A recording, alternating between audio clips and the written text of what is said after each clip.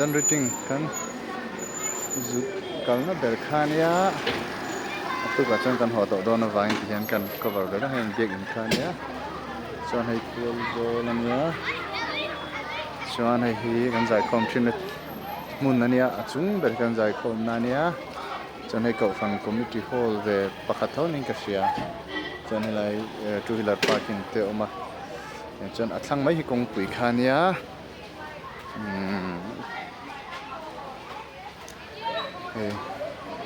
hei kong pui khania chuan helai aizol sumo counter ani bawk ani helai hi hei Shillong to aizol counter ne hai khop mai a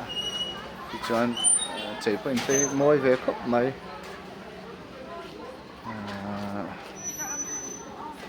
chuan Biakin ania Biakin kotsi anuam via wane helai hi Biakin tua hi zau takin a oma hela matang kan lat sinang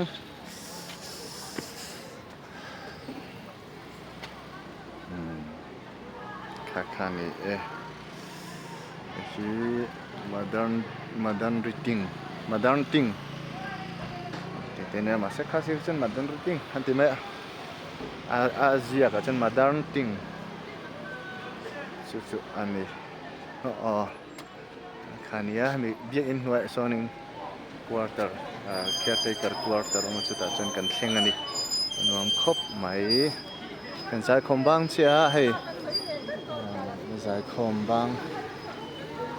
khombang kan ne hem zai khom pen teima a an mai am don dia wani hi